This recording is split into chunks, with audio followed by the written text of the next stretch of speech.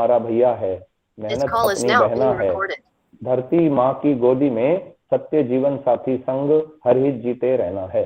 मेरी आवाज आप तक पहुंच रही है व्यवस्थित? ठीक से मेरी आवाज आ रही है आप? आ रही है जी, आ रही है ना? आ रही है, दे रहा, हाँ बिल्कुल ठीक है। हाँ, आज थोड़ा सा मुझे ज्वर की पीड़ा सी है, तो मैं बहुत ज्यादा नहीं बोलूंगा, लेकिन आज उपदेश दूंगा मैं। तो धन्यवाद जी। जी, तो आज का व्याख्यात, हाँ, आज का व्याख्यात मंत्र है, वो बड़ा प्रसिद्ध मंत्र है आर्य समाज में, हर कोई उसको जानता है, परंतु उससे जुड़ी हुई कुछ विशेष बातें आज बताने का प्रयास करूंगा। मंत्र इस प्रकार है, ओम स्वस्ति पंथाम अनुचरेम सूर्या चंद्रमसा विव पुनर्ददताघ्नता जानता संगमे मही। इस मंत्र को यदि पदच्छेद करेंगे तो इस प्रकार होगा, स्वस्ति पंथाम अनुचरेम सूर्य चंद्रौ, द्विवचनांत पद है, सूर्य चंद्रमसौ इव, है ना, सूर्य चंद्रमसौ इव पुनर्ददता अघ्नता जानता संगमे मही।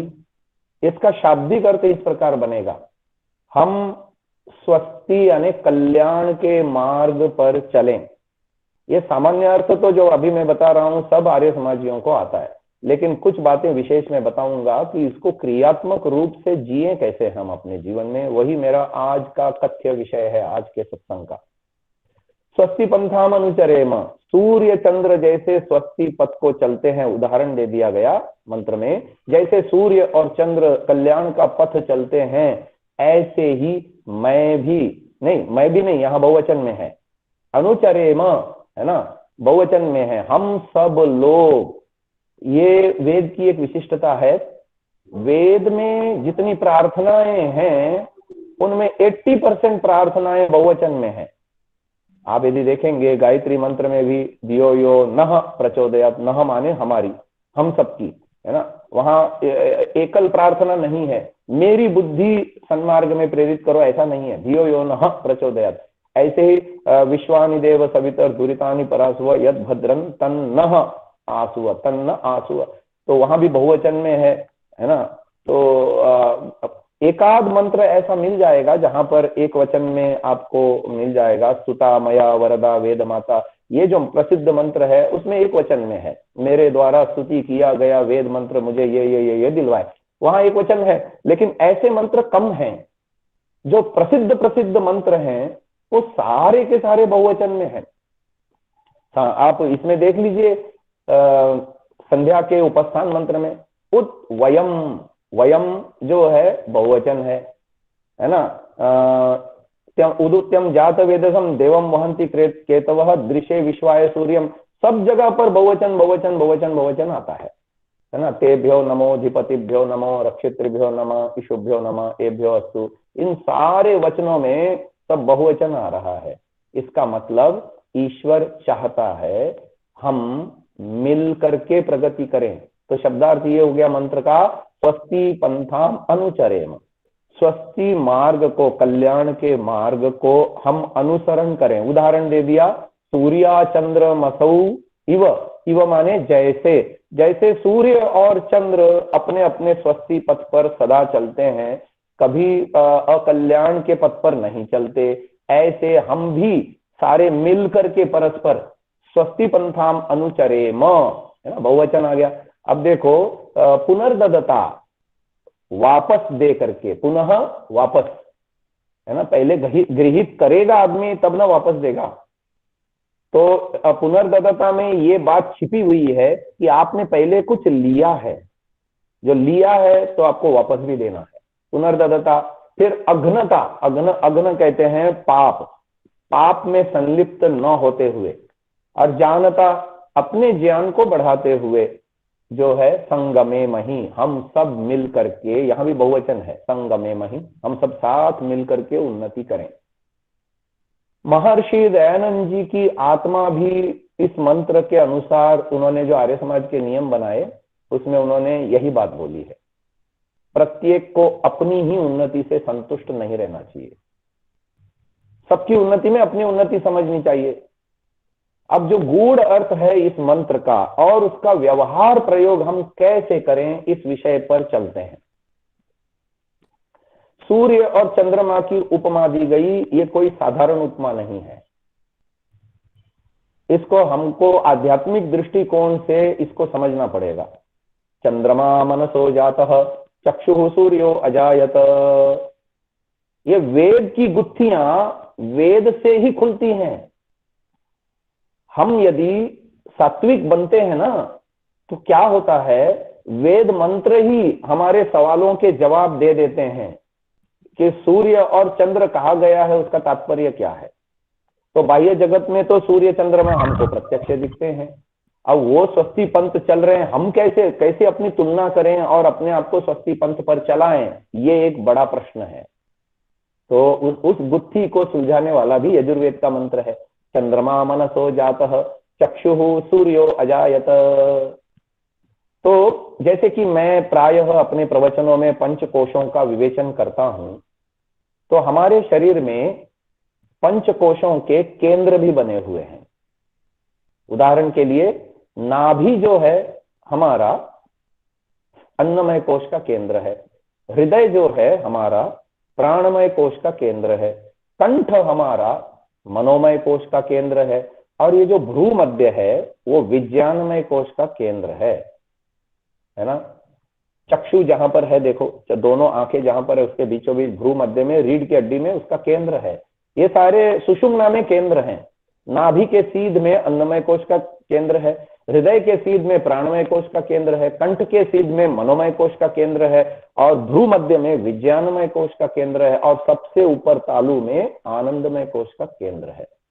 महानुभाव, हम अपने अस्तित्व को ये 5 भागों में विभाजित करके देखना चाहिए एक साधक को। यदि इन 5 भागों में विभाजित नहीं करके देखेंगे तो हमको कभी भी सूर्या चंद्र मसा विभव का अर्थ स्पष्ट नहीं होगा। और ठीक है, हमने ये जान लिया जैसे सूर्य और चंद्रमा स्वस्ति पथ पर चलते हैं, हम भी स्वस्ति पथ पर चले, पर उसका व्यवहार क्रियान्वयन कैसे करोगे आप? तो उसके लिए आपको ये पंच कोशों का परिज्ञान करना पड़ेगा। तो जब हम कहते हैं चंद्रमा मनसो जातः, ये जो कंठ जो है ना, ये हमारा मनोमय कोश का केंद्र है। मनोमय कोश में 7 चीजें हैं, मन, अहंकार और 5 कर्मेंद्रियां।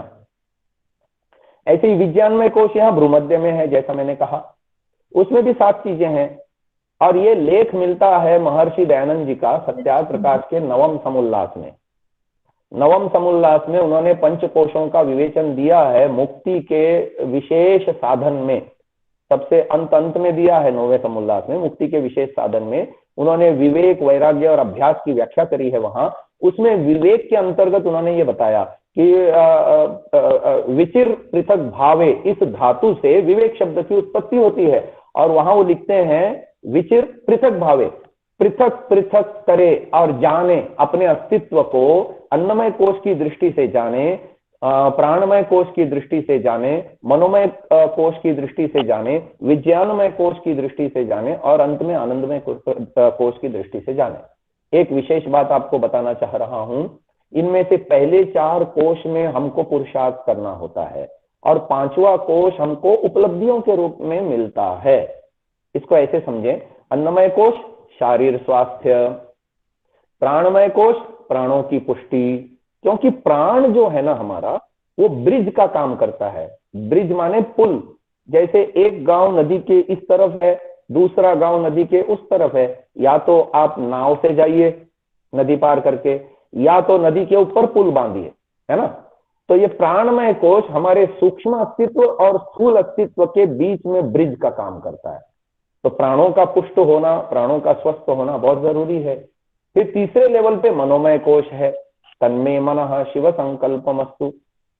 और उसके बाद अगला है, ये सारे उत्तरोत्तर स्थूलता से सूक्ष्मता तक जाते हैं, है ना। हमारा ये स्थूल अस्तित्व शरीर अन्नमय कोश का बना हुआ है, उसको जीवित रखने वाला, उस पर नियंत्रण करने वाला, उसको क्रियान्वयन करने वाला ये प्राण है। क्योंकि यदि प्राण नहीं चले या प्राण चलना बंद हो गए तो क्या होता है? ये स्थूल शरीर जो अन्नमय कोश है डेड हो जाता है। जैसे मोबाइल के अंदर विद्युत समाप्त हो जाती है तो मोबाइल कार्य करना बंद कर देता है। मोबाइल में सभी फंक्शन हैं, सभी सॉफ्टवेयर हैं, सब कुछ है, लेकिन मोबाइल डेड हो जाता है। ऐसे ही जब ये प्राण काम करना बंद कर देते हैं या प्राण शरीर से निकल जाते हैं शरीर को छोड़ करके, तो ये स्थूल शरीर भी डेड, मृत हो जाता है ना। तो ये प्राणमय कोश हो गया। उसके ऊपर उससे भी सूक्ष्म है। प्राणों को तो हम अनुभव करते हैं, सांस हम अंदर ले रहे हैं, सांस हम छोड़ रहे हैं, वायु शरीर में कहीं बिगड़ती है और रुकती है तो हमको तकलीफ होती है तो हम अनुभव करते हैं, प्राण अपान समान व्यान उदान। परंतु मनोमय कोश कैसा है हमको पता नहीं। हम लक्षणों से मनोमय कोश को जानते हैं, है ना। संकल्प विकल्प करना ये मन का लक्षण है। और 5 कर्मेंद्रियां गोलक रूप में तो हम देखते हैं स्थूल शरीर में, परंतु सूक्ष्म शरीर का जो हिस्सा है 5 कर्मेंद्रियां, वो हमको नहीं पता कैसा है, काला है, गोरा है, लंबा है, चौड़ा है, कितना साइज का है, कुछ नहीं पता हमको। लेकिन हम लक्षणों से इनको जो है ना जानते हैं। ये मनोमय कोश हो गया कंठ में, है ना। ये आप कहोगे कि कंठ में ही क्यों, अन्यत्र क्यों नहीं? ये सीक्वेंस है पूरा। देखिए, नाभि अन्नमय, हृदय प्राणमय, कंठ मनोमय, विज्ञानमय यहाँ भ्रूमध्य और तालु यहाँ आनंदमय। हम किसी बच्चे को कह देते हैं आज शाम ये मंत्र कंठस्थ हो जाना चाहिए, कहते हैं ना, यानी याद हो जाना चाहिए, बिना देखे बोलने आना चाहिए, है ना। आपने एक कहावत भी सुनी होगी, हिंदी में प्रचलित है, आपके तेलुगु में है क्या नहीं मुझे पता नहीं, और संस्कृत में भी है। संस्कृत की कहावत पहले बताता हूं। पुस्तकस्तातु या विद्या परहस्तगतम धनम कार्य काले समुत्पन्ने न सा विद्या न तद्धनम। पुस्तक में रखी गई विद्या और दूसरे के पास चला गया धन हमको जब जरूरत होती है तो हमारे किसी काम का नहीं है। जो हमको याद है और हमारे जेब में जो धन पड़ा हुआ है या हमारे अकाउंट में है, वो हमको आवश्यकता पड़ने पर हम उसका विनियोग कर सकते हैं, उपयोग कर सकते हैं ना। तो ये कंठस्थ यानी विद्या कंठ की, पैसा गांठ का, ये हिंदी में बड़ी प्रसिद्ध कहावत है। आपके तेलुगु में भी ऐसा कुछ होता होगा, है ना। तो ये कंठ हमारा मनोमय कोश का केंद्र हुआ। और यहाँ पर मन है, मन की उपमा चंद्रमा से की है। चंद्रमा मनसो जातः चक्षु सूर्यो अजायत। और चक्षु को सूर्य की उपमा दी गई है। और ये विज्ञानमय कोश का केंद्र यहाँ पर चक्षु में है। तो वो विज्ञानमय कोश में 7 चीजें हैं। उसमें जो सबसे मुख्य वस्तु है वो है बुद्धि। तो पता चला सूर्य माने बुद्धि और चंद्र माने मन। अब एकदम बात स्पष्ट हो गई। स्वस्ति पंथाम अनुचरेम सूर्या चंद्रमसा विव। महानुभावों, ईश्वर न्यायकारी है, पहले हमको इस बात का विश्वास होना चाहिए। हम अपने कर्मों के लिए ईश्वर के सामने एकल उत्तरदायी हैं, यह दूसरा विश्वास होना चाहिए।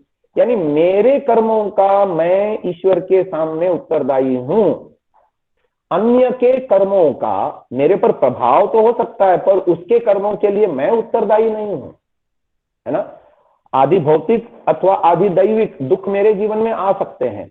आदि दैविक माने जो जड़ों से प्राप्त होने वाले दुख, और आदि भौतिक माने अन्य चेतन आत्माओं से या प्राणधारियों से हमको जो सुख या दुख मिलता है, सुख भी मिलता है, दुख भी मिलता है।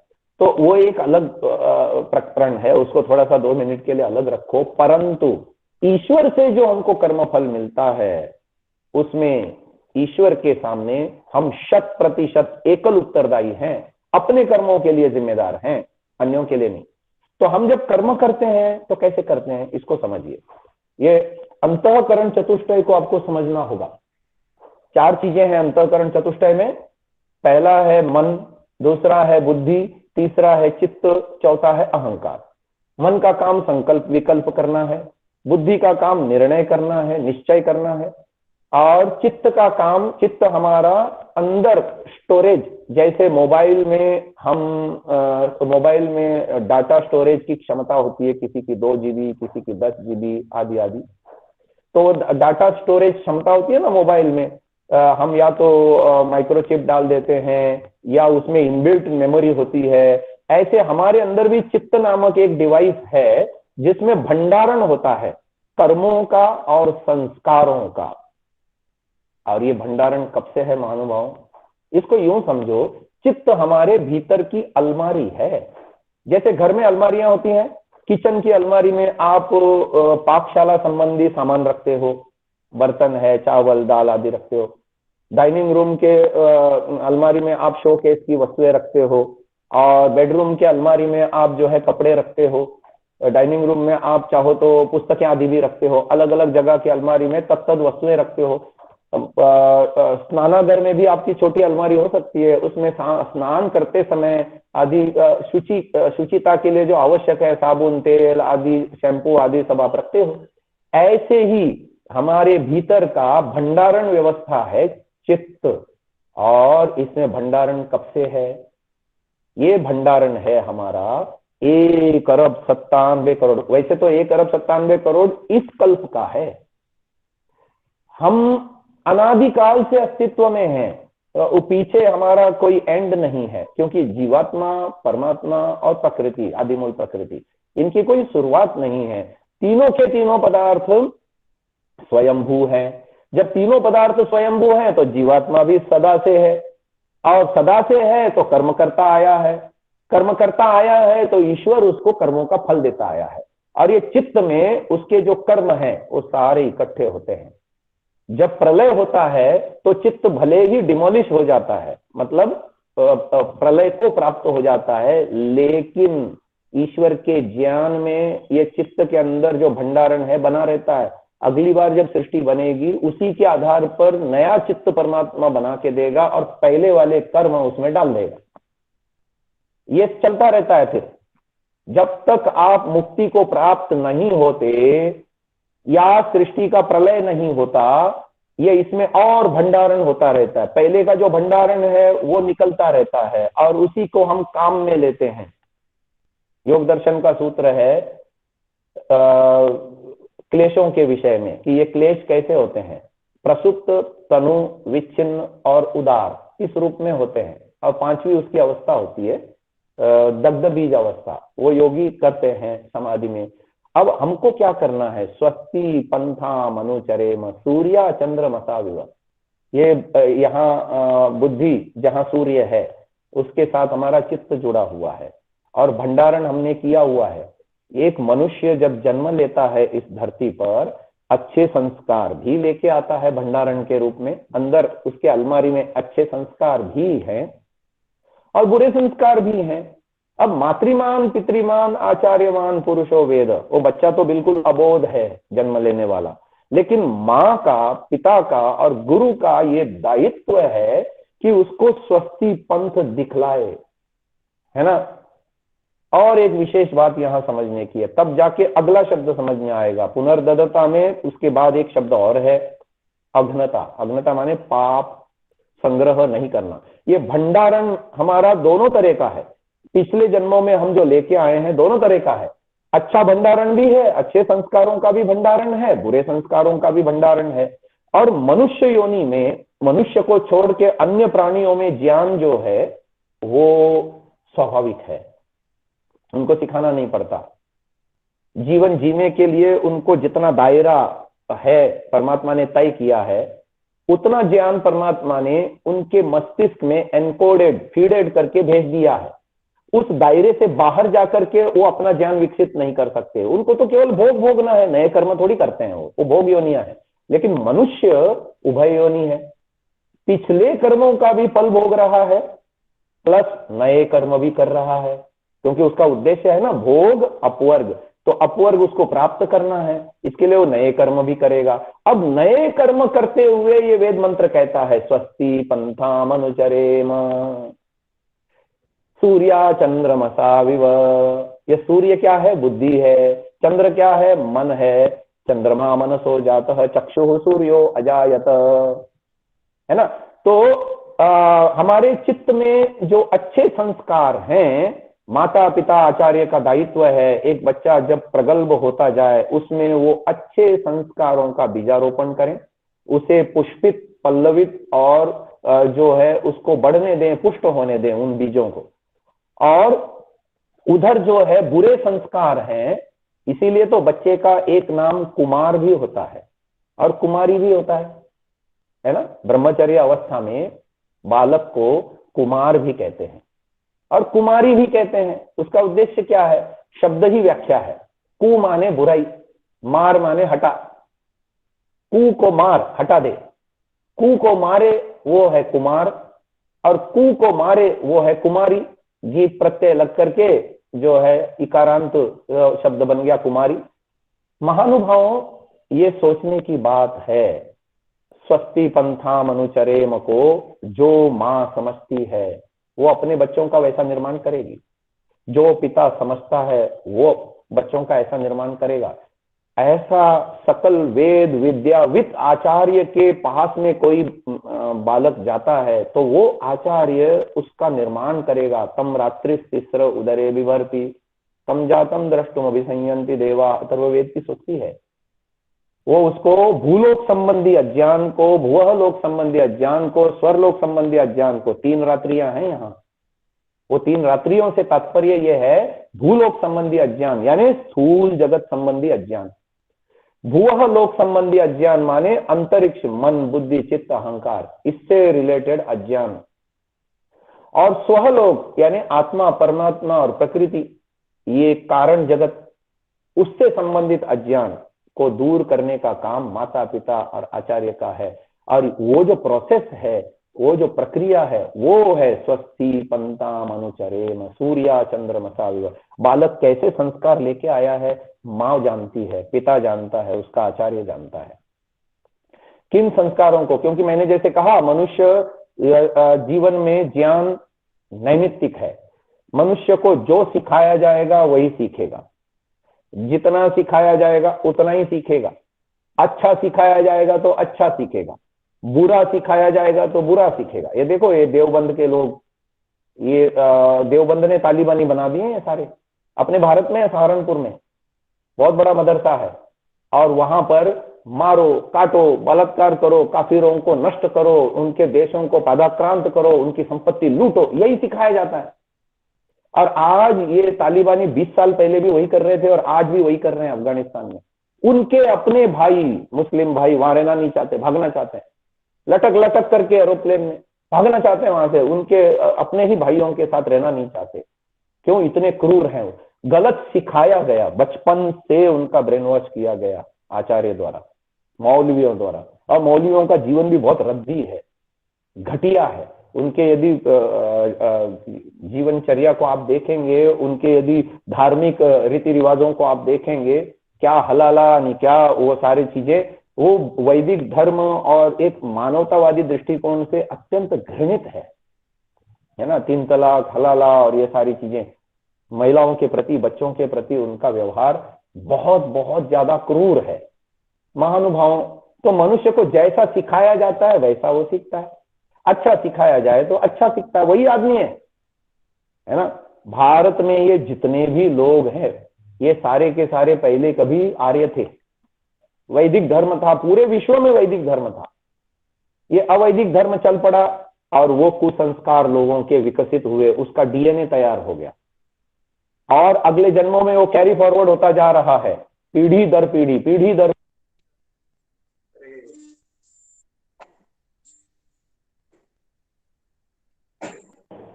पीढ़ी ये चलता जा रहा है। तो हमको क्या करना है? आचार्य का काम है कि वो पहचाने और बच्चे को कुमार बनाए और बेटिया को कुमारी बनाए। माता पिता का ये काम है। और जब नव्य होकर के समाज में एक बालक गृहस्थ आश्रम में प्रवेश करने के लिए प्रविष्ट होता है, तब तक उसका संपूर्ण व्यक्तित्व भीतर से बाहर से सात्विक कर दे, धार्मिक कर दे, वेद अनुयायी बनाए उसको। ये दायित्व है और इस दायित्व के लिए ये मंत्र कह रहा है, हमको प्रेरणा दे रहा है, स्वस्ति पंथाम अनुचरेम। माता पिता और आचार्य मिल करके संतानों का, शिष्यों का ऐसा निर्माण करें कि वो स्वस्ति पंथ ही चले। अब चलो, स्वस्ति पंथ क्या है मैं आपको बताता हूं। महानुभाव, ये प्रकृति त्रिगुणात्मक है। महर्षि दयानंद जी ने बड़ा अच्छा लिखा है, आप कभी उनकी व्याख्याएं पढ़ें। महर्षि दयानंद जी की व्याख्याएं अद्भुत होती हैं, बस उसका गूढ़ अर्थ हमको निकालना आना चाहिए।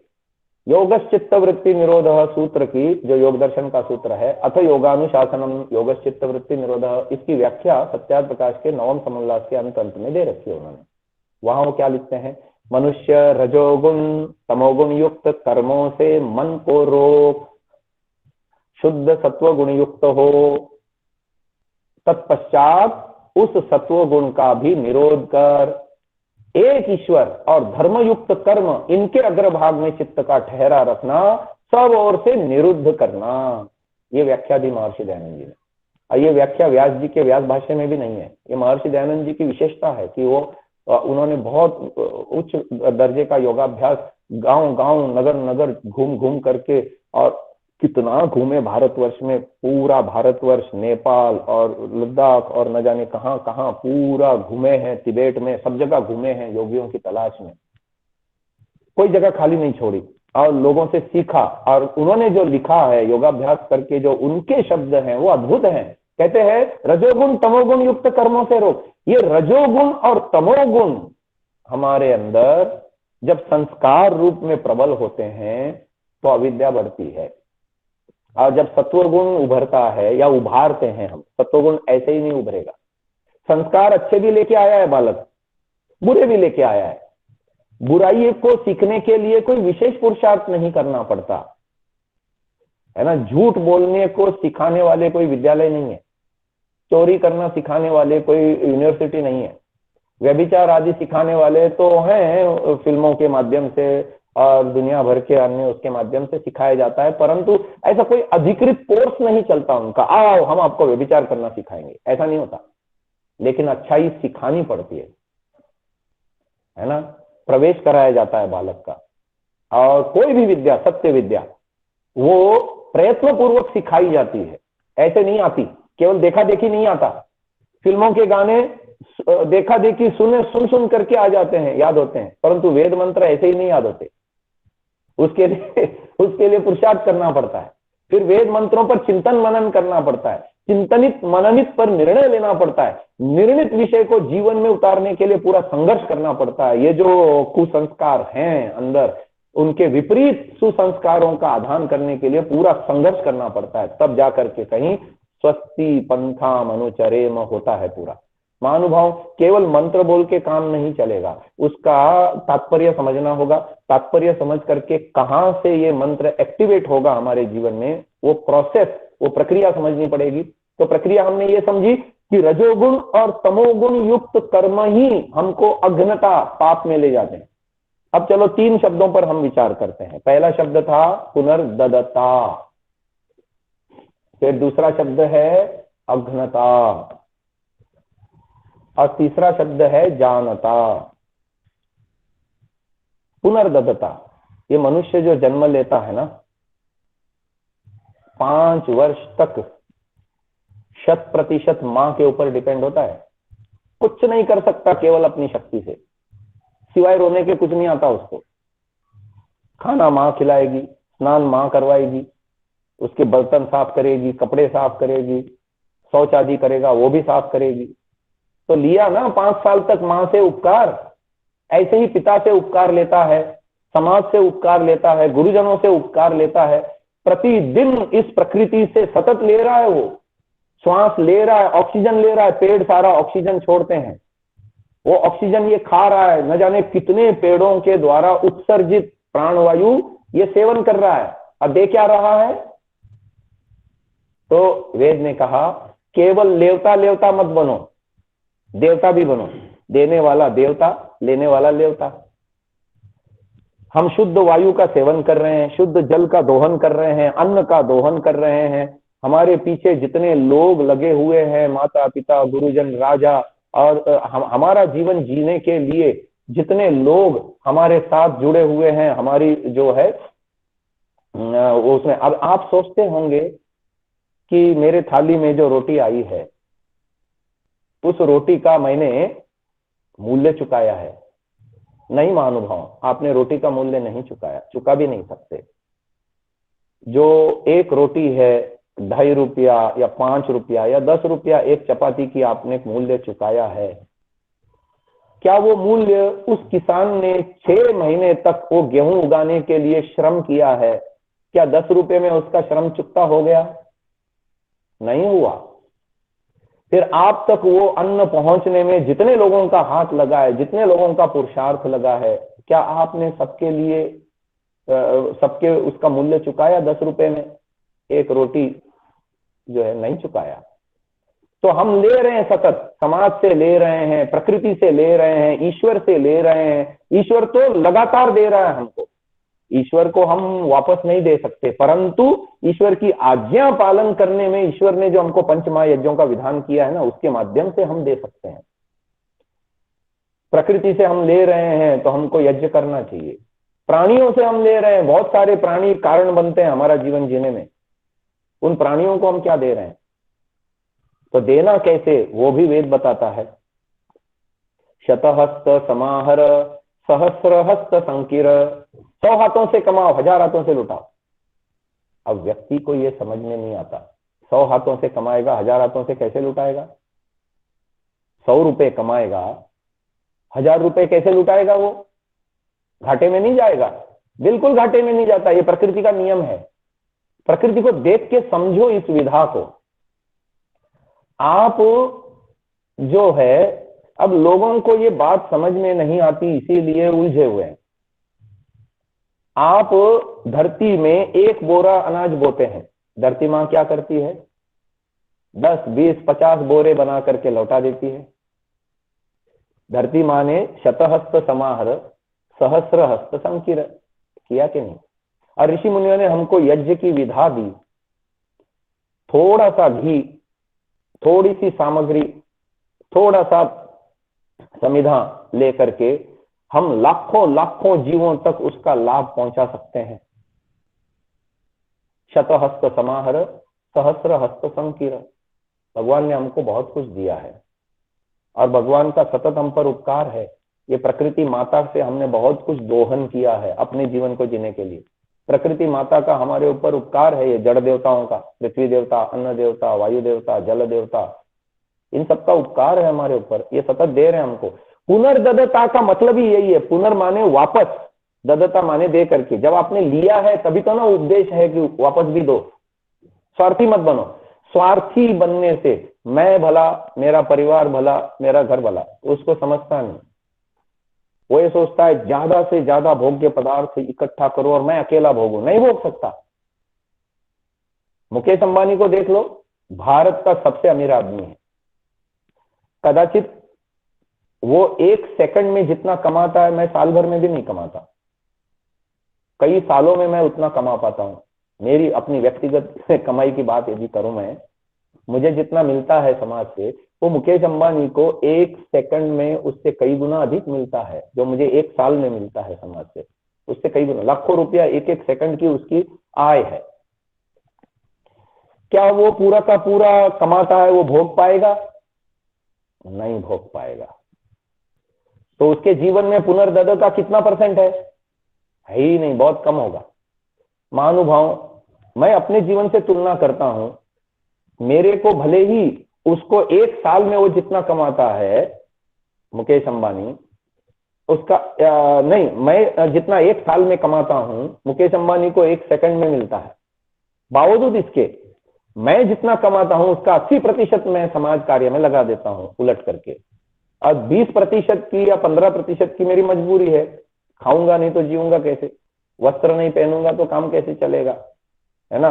तो अन्न वस्त्र निवास न्यूनतम आवश्यकताओं की पूर्ति होने तक मेरा 10% 20% व्यय है, बाकी सारा मैं समाज के लिए लगाता हूं। यह पुनर्ददता है ना। पहले के राजा लोग ऐसा करते थे, सर्वस्व दान करते थे, पूरा का पूरा खजाना खाली कर देते थे, है ना। तो ये मंत्र उनको सिखाया गया था, पुनर्ददता। लोगों को समझता नहीं। मैं जितना इकट्ठा कर रहा हूं मेरे लिए, मेरे परिवार के लिए सोच करके, आप अपने लिए इकट्ठा नहीं कर रहे, औरों के लिए इकट्ठा कर रहे। आप तो भोग ही नहीं पाओगे। जो मनुष्य जितना कमाता है उसका 20% भी नहीं भोग सकता, है ना। तो दूसरों के लिए कमा के छोड़ के जा रहा है। तो धन की 3 गतियां हैं। या तो व्यक्ति दान करे, वो सर्वोच्च गति है। और ध्यान देना, दान फ्यूचर इन्वेस्टमेंट है। सकामता से करोगे तो इस जन्म में और अगले जन्मों में वापस मिलेगा, निष्कामता से करोगे तो उसका भी फल मिलेगा, मोक्ष में मिलेगा। लंबे समय तक छुट्टी के लिए जाओगे, या तो सकामता से करो दान या निष्कामता से करो। पर बात ध्यान देना, वैदिक धर्म के अंतर्गत सुपात्र को दान देने की बात आई है। अब कोई तालिबान को जो है सप्लाई करे, और वो क्या करेगा, वो धन को लेकर के और अफरा तफरी मचाएगा और अधर्म मचाएगा, है ना, उसको दान नहीं कहते। तो वो देने वाले का भी और लेने वाले का भी अकल्याण करता है, पतन करता है। लेकिन सुपात्र को दिया गया दान फ्यूचर इन्वेस्टमेंट है। तो धन की पहली उत्तम गति है दान, और दूसरी गति है भोग, और तीसरी गति है नाश। तो जो भोग पा रहे हैं, दान नहीं कर रहे हैं, भोग पा रहे हैं कमाया हुआ धन का मात्र 1%, 2%। मुकेश अंबानी का यदि देखोगे तो उसका भोग 1% भी नहीं है, दशमलव में चला जाता है, यानी 0.000 कहीं ऐसा, ऐसा इतना कम भोग है उसका। बाकी सारा जितना उसका मालिकाना हक है वो सब दूसरों के लिए कमा रहा है। तो दूसरों के लिए जो आप कमा रहे हो ना, और अपना समझ रहे हो, ये बहुत बड़ी भूल है आपकी। वो आपकी दृष्टि से नाश है। सब छोड़ के जाने वाले हो, यहाँ कोई नहीं साथ में लेके जाता। आज यदि मुकेश अंबानी स्वर्ग सिधारते हैं, कितना पैसा लेके जाएंगे अगले जन्म के लिए? ढेला भी नहीं लेके जाएंगे। और यदि बुरे कर्म होंगे तो जीवन में कमाए हुए, ये जो इतना पैसा कमाने के लिए जो 3-5 किया होगा, उल्टे काम किए होंगे, तो मनुष्य जन्म भी नहीं मिलेगा। नंगा होकर के कहीं घूमेंगे पशु बन करके अगले ही जन्म में। महानुभावों, ये समझना है, पुनर्ददता। भोग हम सकते नहीं, और दूसरों के लिए कमा के क्यों जाएं? तो दान सर्वश्रेष्ठ है। सुपात्र को वेद प्रचार में, अच्छे कामों में, परोपकार के कामों में, भूखे को अन्न देना, प्यासे को पानी देना, है ना, नंगे को वस्त्र देना, आधारहीन को मकान बना के देना, कुछ भी हो सकता है फिर वो। और सर्वोच्च दान है वेद ज्ञान में खर्च किया हुआ, वेद के प्रचार प्रसार में खर्च किया गया दान सर्वश्रेष्ठ दान होता है। सन्यासी, ब्रह्मचारी, वानप्रस्थी और ऐसी संस्थाएं जहां पर वेद का पठन पाठन होता है, ऐसे संस्थाओं में दान देंगे तो वो आपकी फ्यूचर इन्वेस्टमेंट है। इसको समझना, पुनर्ददता देना है। बहुत लिया है हमने, सतत ले रहे हैं, हम बचपन से ले रहे हैं, लेने की आदत बनाएंगे, स्वार्थी हो जाएंगे हम। तो वेद स्वार्थी होने की बात थोड़ी कहता है। पुनर्ददता, वापस दो।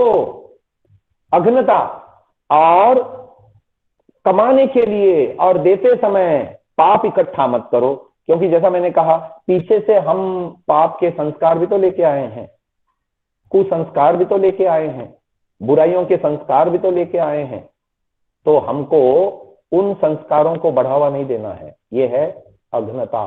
पाप को हम छोड़ते चले जाएं। बड़े अच्छे वेद के मंत्र हैं, फिर कभी बताऊंगा, विषय में तो लंबा हो जाएगा। अब आगे चलते हैं। जानता। महानुभाव, जीवात्मा की दो ही गति होती है, या तो वो मुक्त रहेगा या तो बद्ध रहेगा। तो बद्धता किससे है? सांख्य दर्शन में बहुत सारे प्रसंग ऐसे उठाए गए, क्या इससे बद्धता होती है, इससे होती है, इससे होती है, इससे होती है। अंत में उन्होंने कहा कि ज्ञानान मुक्ति ही विपर्ययो बंध। ज्ञान से मुक्ति होती है और अज्ञान बढ़ने से बंधन होता है। तो ज्ञान के वृद्धि के लिए पुरुषार्थ करना है, प्रतिदिन कुछ नया पढ़ना है, प्रतिदिन कुछ नया समझना है, प्रतिदिन। ज्ञान के भी प्राप्ति के 4 स्तर है महानुभाव। आगम का लेना, स्वाध्याय का लेना, प्रवचन का लेना, व्यवहार का लेना। आगम काल, सुनना, पढ़ना, देखना, समझना, जानना, यह आगम काल है। स्वाध्याय काल, सुने, पढ़े, देखे, समझे हुए बात को चिंतन का विषय बनाना, नोट्स बनाना उसके ऊपर, है ना। मेरे जीवन से ये कितना संबंध रखता है, क्या बातें बताई गई हैं, कौन सी चीज मेरे जीवन में अभाव है और कौन सी चीजें मेरे जीवन में लानी है, कौन सी चीजें अनावश्यक है मेरे जीवन में, उसको मुझे छोड़नी है, हानिकारक है। तो ये स्वाध्याय, उहापोह करना अंदर, स्वाध्याय हो गया। प्रवचन, अन्यों को भी ये बात बताने की योग्यता प्राप्त करना और फिर व्यवहार जीवन में उतारना। ऐसे ही श्रवण, मनन, निधिध्यासन, साक्षात्कार। श्रवण सुनना, मनन उसके ऊपर चिंतन मनन करना, निधिध्यासन निर्णय के तट पर पहुंचना और फिर जीवन में उतारने के लिए संघर्ष करना, साक्षात्कार।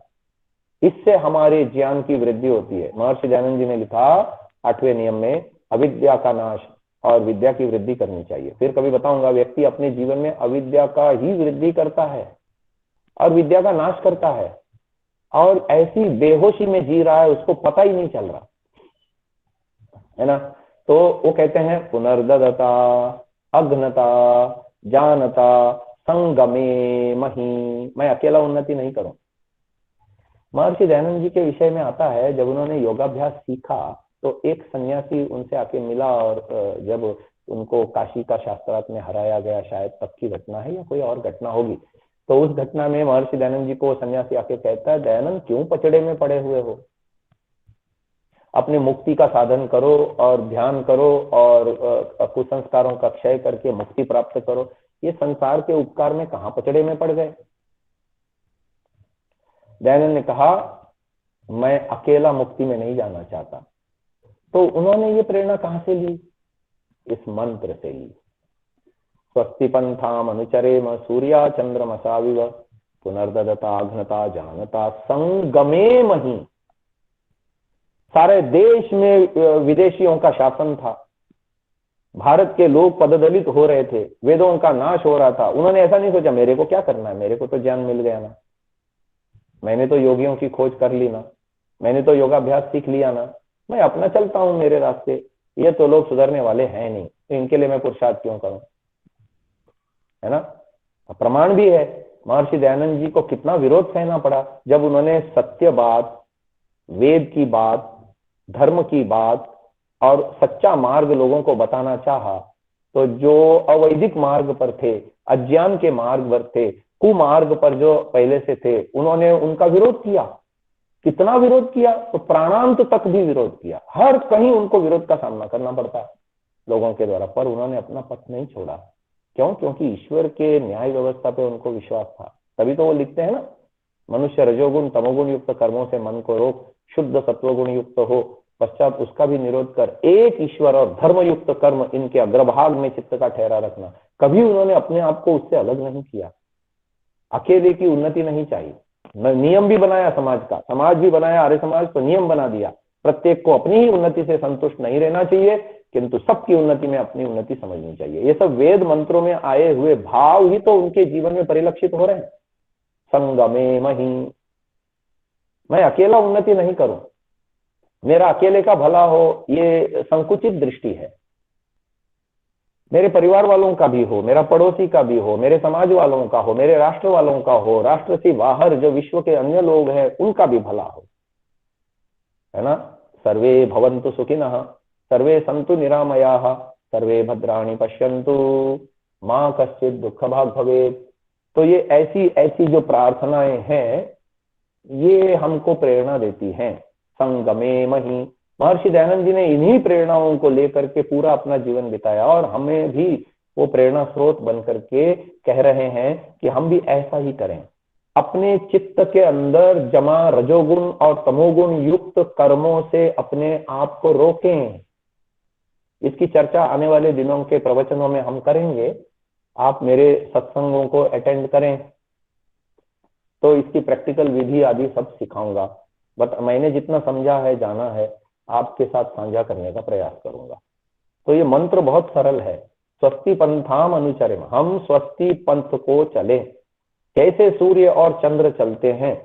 पुनर्ददता, हमने बहुत लिया है, ईश्वर से लिया है, माता पिता से लिया है, समाज से लिया है, गुरुजनों से लिया है, प्रकृति से लिया है, सतत ले ही तो रहे। हमको देना भी आना चाहिए। और देने का सबसे बढ़िया तरीका है यज्ञों वही श्रेष्ठतमम कर्म।